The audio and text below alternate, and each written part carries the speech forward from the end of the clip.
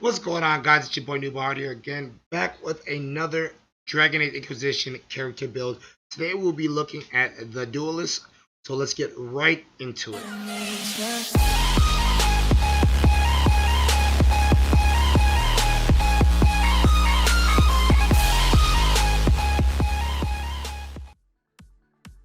Alright guys, so we'll be looking at first my abilities and passives, and then we'll be taking a look at my weapons, armor, and my accessories.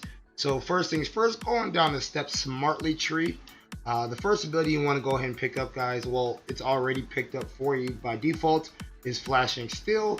And what that does for you, it does you 300% weapon damage, and it costs 35 stamina and 9.5 seconds on the cooldown.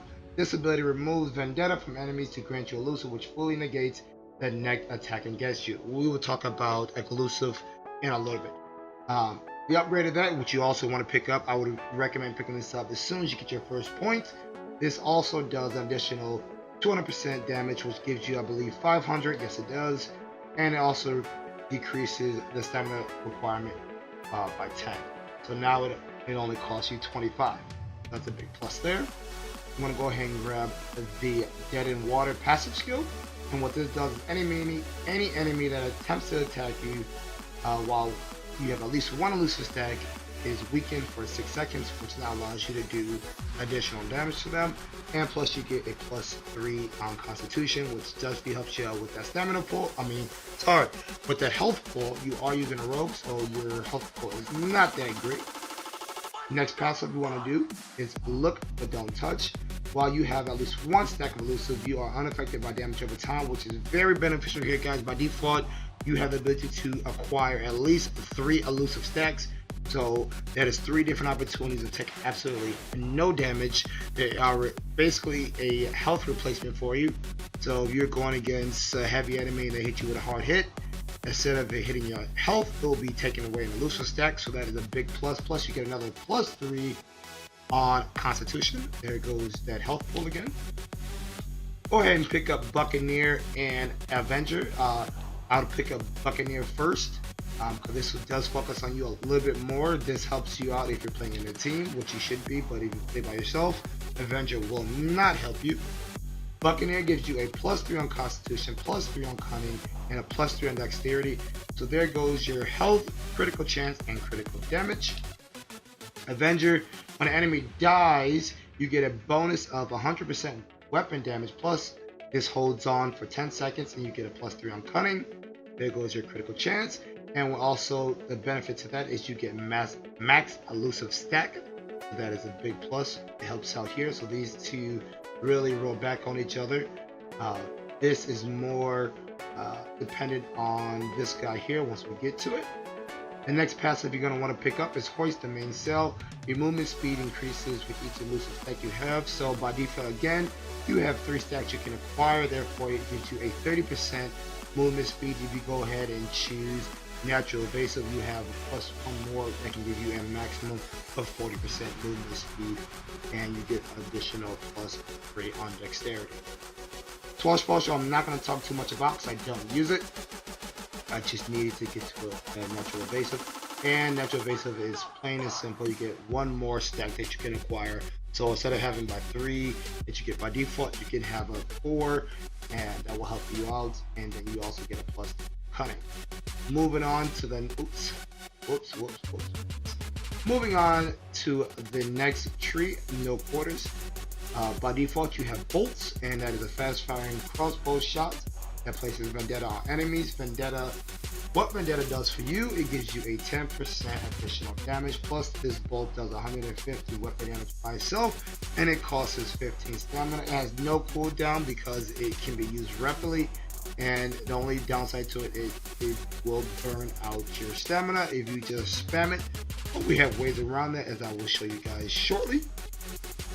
High Streak is the upgrade for that. You can choose it if you guys want. I did not, and I will explain why. All it does is a critical hit with the bow automatically allows your next ability to critically hit. Now this guy here is why I don't use it, because this will pretty much get to this point right away. Your daggers blur a dance of deadly pain. Each strike adds a critical hit chance. After a critical attack, your chance resets you to another dance. Critical hit chance is plus 2%. So that's every hit you get a plus 2% on a critical hit chance until you critically hit, and then it resets. Plus you get another plus 3 on dexterity. On to the next passive. Look like it hurt. The worst mistake enemies can make is to let you see them flinch. Whenever you score a critical hit, you regain stamina, which is again another big plus since a lot of your skills, as you guys will see throughout some of these passives, will be reduced to allow you to spam the crap out of your active abilities. Next passive, Savvy. Each crossbow ability increases the damage of your dagger ability, and each dagger ability increases the damage of your crossbow ability. You can stack this up to a max time of 5 for a 20% per stack, so you can max out at 100%. So 5 dagger hits will allow your crossbow to do an additional 100% damage, or 5 crossbow allows your dagger to do an additional 100% damage. Salty Sea Dog. When there are enemies nearby, your defense increases. When there are no enemies nearby, your stamina generation increases. So this is very beneficial. I take advantage more of the stamina regeneration rate bonus, and I will show you why once we get to the gameplay. But the more enemies nearby you, you get a 5% increase in damage reduction, and the less enemies nearby you, or if there are no enemies nearby you, you get a 25 bonus to stamina regeneration plus a 3 on Constitution. On to the next passive, Crow's Nest Lookout. Your critical hit damage increases especially against distant targets. So again, a lot of our passives so far have helped us out with critical chance and critical damage. But having this now just increases that plus more. So now you critically hit for 50% more damage, and if you have an enemy, again, this is going to be going towards your crossbow, for a minimum of 10 meters, you will also get an additional 100% critical damage hit. So that's a big plus. Broadside, which I believe is the biggest active ability that you can get, is you hit all enemies around your target with crossbows, placing vendetta marks on every distant secondary target. So Broadside is an AoE active ability, so that's why I think it's very beneficial, especially if you get guys in a group. Definitely get this. So we know what Vendetta is. This places Vendetta on any enemies on the initial target from 10 meters, and it also does 450 weapon damage for a 5-meter radius. So you do 450 weapon damage to any enemies in a 5-meter radius, as well as place Vendetta on any enemies within a 10-meter radius. Broadsides also cost 35 stamina and has a 17.1 second cooldown. With Cross the T, the upgrade, you also do an additional 150 damage, plus you weaken the enemy for 6 seconds. You're going to pick up these 3 passives: Black Mark, Brickwall's Kiss, Dead Man Tells No Tale. Starting off with Dead Man Tells No Tale, if an enemy dies with Vendetta on it, it will spread to enemies within an 8-meter radius. So this now also helps you place Vendetta on enemies without actively doing so, without using like bolts or broadside, as well as it gives you a plus 3 on cunning. Brickwall's Kiss, all your active cooldowns are reduced each time you deal damage to an enemy marked with Vendetta. So now when enemies die, you spread this out. With broadside, you give Vendetta enemies within a 10-meter radius. You now, anytime you hit any one of those enemies, whether dagger or crossbow, your active abilities will be reduced. Cooldown will be reduced by 2 seconds per hit, and you also get a plus 3 on dexterity. And Black Mark, targets marked with Vendetta take additional damage from all sources. So we know that Vendetta already now does a plus 10 bonus damage. So with this here, you also do another plus 10. So now you're doing about 20%. And then you get a plus 3 cunning. And I also missed one active skill. Parry is what I also use. So when an enemy does, I play mainly range, which I will show you guys in the gameplay. But when an enemy does close the gap on me, I use parry to counter them and hit them back for an additional 200% weapon damage. And if they have Vendetta on them, they'll be taking even more, since I do have that plus 20 additional damage. And this costs 10 stamina, so I can spam this pretty quick. If you choose, I would recommend not to, because if you choose to upgrade this, you lose on one of those very beneficial passives. But you can if you want to. If you successfully counter a blow, your parry costs no stamina at all. So this would be almost like a free active skill if you want. But that is it, guys, for my abilities. I am using, again, bolt, broadsides, flashy steel, and parry. Let's go to our weapons. So the two daggers I'm using is Dagger of the Dragon and Blade of the Red Birth. Both of these daggers do have a superb lightning rune on them, so I do get a plus 25. But let's take a look at the Dagger of the Dragon. Dagger of the Dragon does 152 damage, plus 25 electricity damage due to that superb lightning rune, plus 21 attack, plus 4 on critical chance, which does help me if you guys remember some of those passives that we do get, and a plus 4 on heal on kill, which I do tend to take advantage of a lot due to the fact that broadside does 450 damage, plus I believe it is an additional 150 damage plus any enemy. It does have vendetta on them, so broadside, when I use it, strikes well over 1500, which tends to kill a lot of enemies if you're playing in routine, threatening, and even in perilous. So you will see that 4% kick in quite often. On to the next dagger. Blade of the Red Birth does 147 damage plus 25 electricity damage, again due to that superb lightning rune, plus 21% on attack, and plus 3 sunder on a hit. Alright, let's go ahead and take a look here. I'm using the Drake scale for the Duelist. Do not have any medium arms or legs on it currently yet. I do put some on there. But the armor rating is 184. So if you guys want to get that.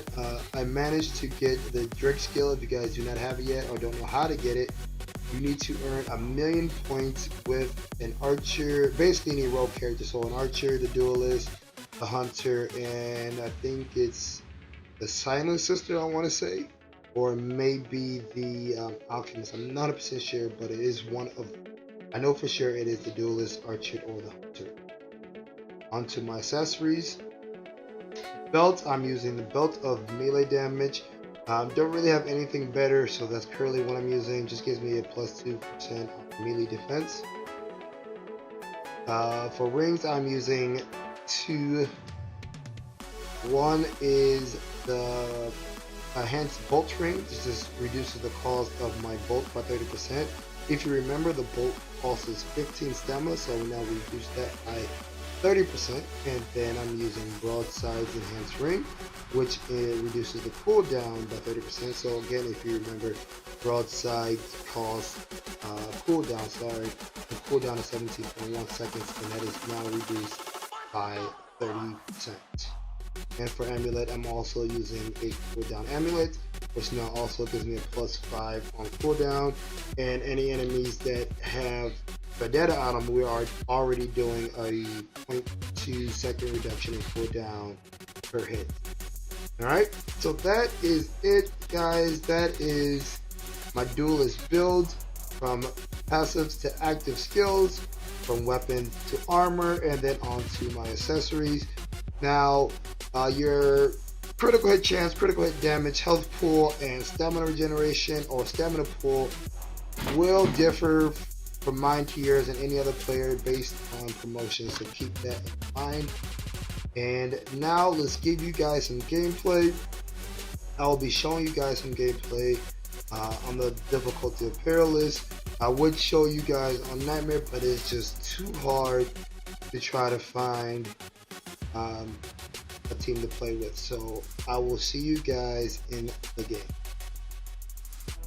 Alright guys, so here we are in the game. So normally what I first do is I just apply vendetta to as many enemies as I can. Once I get that vendetta, I attempt to go ahead and get an elusive stack. I just grabbed one real quick by using flashing steel, but it was taken off the minute I got it.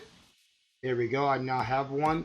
Plus, I got some health back because I killed that enemy. That +4. Movement speed is increased currently right now because I have one Vendetta stack on by 10%. These guys with broadside, got 2 kills there. Easy enough, spread it all around Vendetta. I lost my stack. Let's see if I can get it back. Ah, I got you, free die. There you go, 1400. Come up here and get some dagger kills. Get my elusive back. As you guys can see, with the elusive stack, I'm not taking damage when I have it. Ah, I didn't want to use it on you. Alright.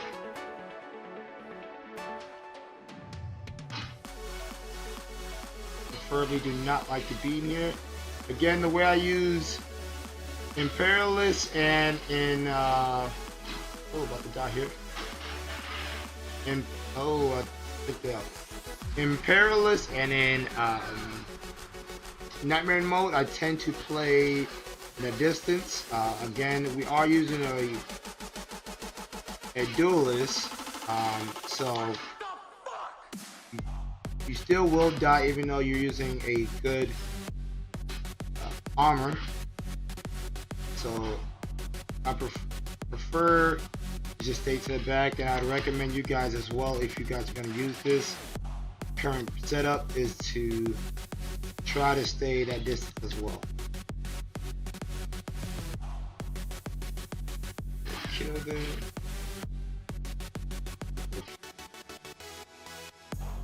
Over here and kill this guy. Currently now have 3 elusive stacks. It's 3 different times I get to hit. It's also an increase on damage, as well as also an increase on movement speed and movement attack.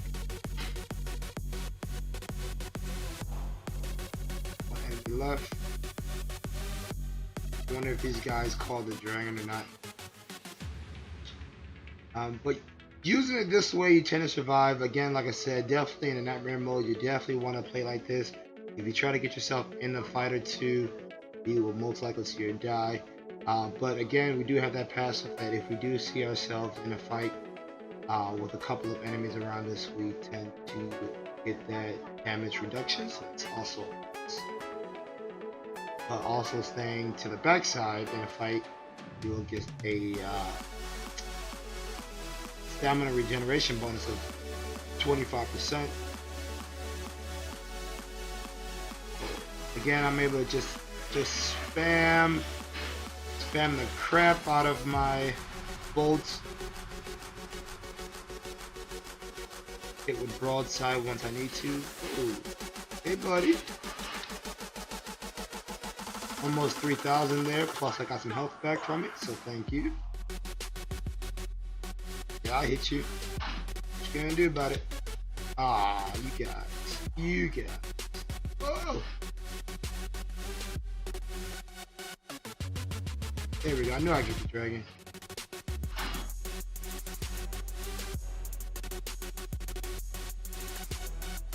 A tad bit too close, so I wasn't getting that big bonus that I would prefer to get. Oh! Hey, buddy! Get you real quick. Somebody died. I would have had a max stack, but I did get hit just before they died, so I did not get the max stack. But again, as you see, this is on Perilous, and as far as taking hits and whatnot, I'm doing just fine. There you go, this 3600 from the dragon.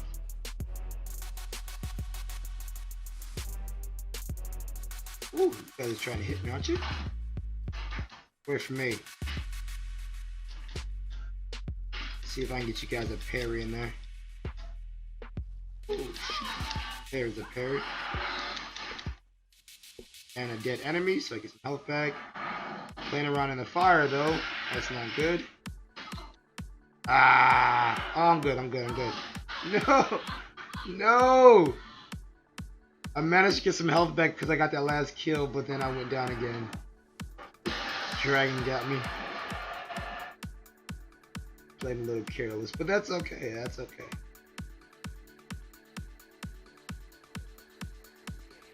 Unfortunately, the elusive stack does not do anything for being in fire or being poisoned, so I definitely want to pay attention to that. That's where I lost a lot of health right there.